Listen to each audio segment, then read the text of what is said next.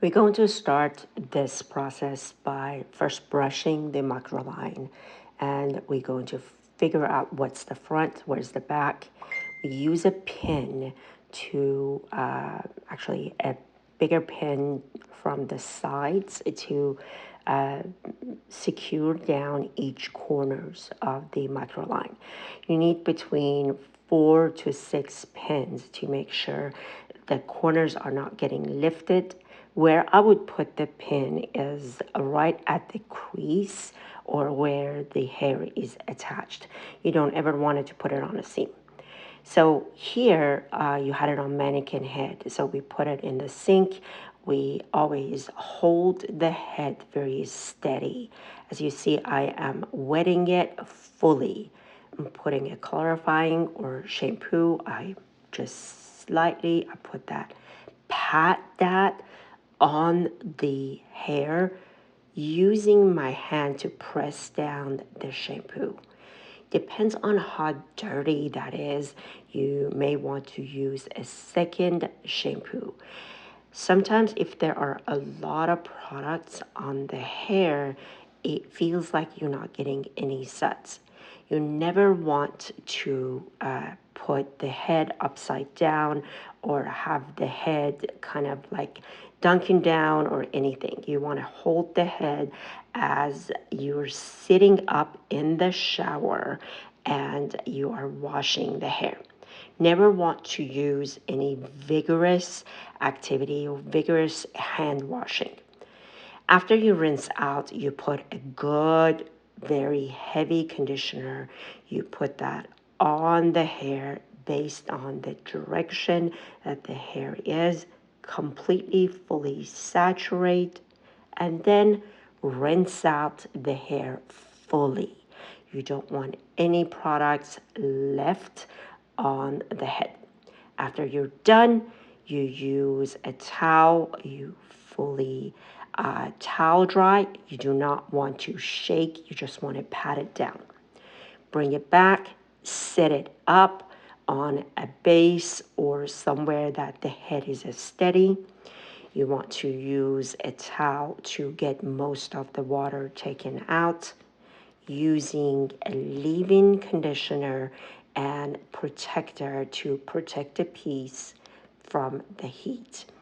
Again, you always want to part your hair where you always parting.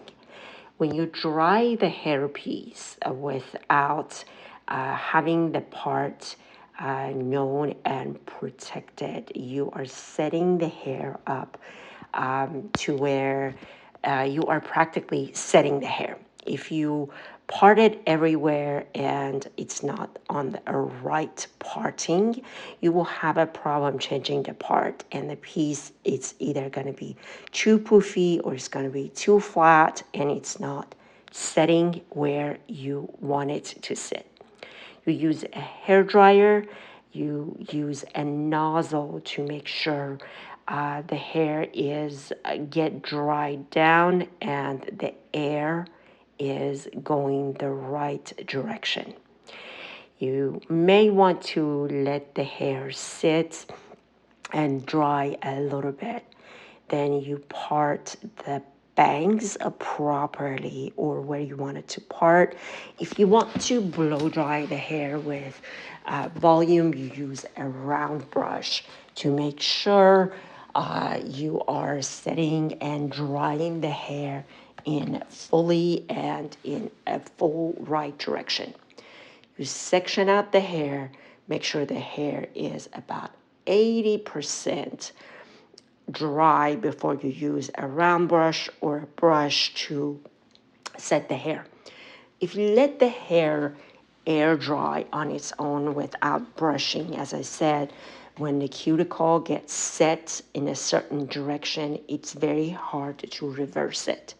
It would be very frizzy and it would be very hard to control the hair.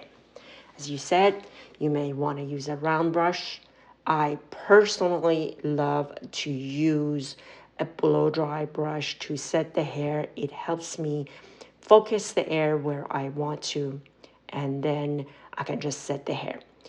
when you were pulling the round brush, you want to hold the top of the microline, hold it down. You want to put your hands on top of the head, hold it down, and then use a round brush to set the hair. I'm doing it section by section, and as you said, I'm holding my head down, going section by section and drying the hair as I want. You can sometimes, again, you can brush the hair and maybe you scrunch the hair and let it air dry certain kind of way as you want, or scrunch it to a curly position, or even use a diffuser to set that up. But after you do all of that, when the hair is fully dried, then apply it on your head.